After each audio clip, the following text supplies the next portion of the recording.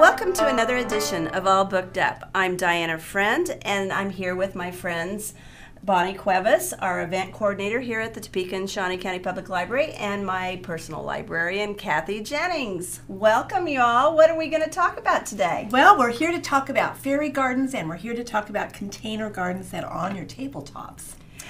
So, Bonnie, our lovely event coordinator today, made a wonderful, wonderful fairy garden. Can you tell us a little bit about your fairy garden? Give us a little tour. Well, I tell you, about 3 years ago, I was reading Midwest Magazine, and I saw a fairy garden in there, and it looked so enchanting. So I went to all the hobby stores. I had this container at home, and I thought that would be a perfect container for a fairy garden.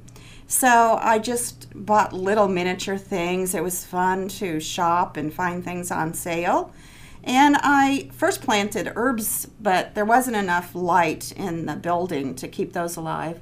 So I went with succulents, and those have been doing very well in the garden. So, and they're easy to maintain, and they do well in this lighting. Well, like I had said, I go to Kathy, and I had been on Pinterest, and I saw all of these wonderful pictures of fairy gardens, and I said, let's do one for All Booked Up.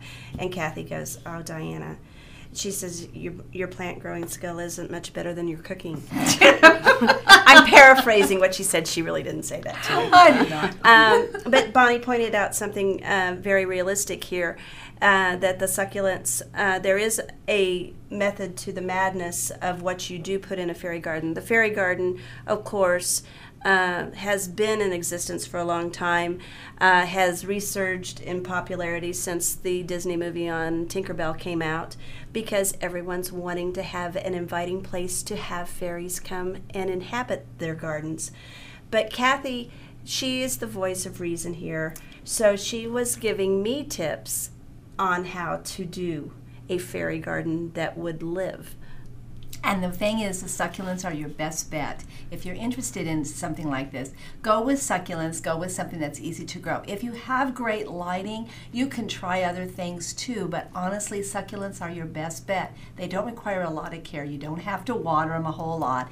And they grow. They just grow like crazy. So I would definitely go with succulents, especially in an office setting, because again, your lighting is your key. And if you don't have great lighting and you want to try a fairy garden, then try the succulents.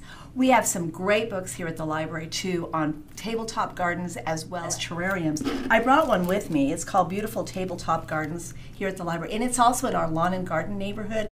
So if you're interested, please come to the library, look at our lawn and garden neighborhood, and be sure and look up the area where the terrariums and the tabletop gardens are located. Not hard to find, and if you're confused, talk to a librarian. We'll be glad to help you out. And be sure and come up into the administration office and visit with Bonnie.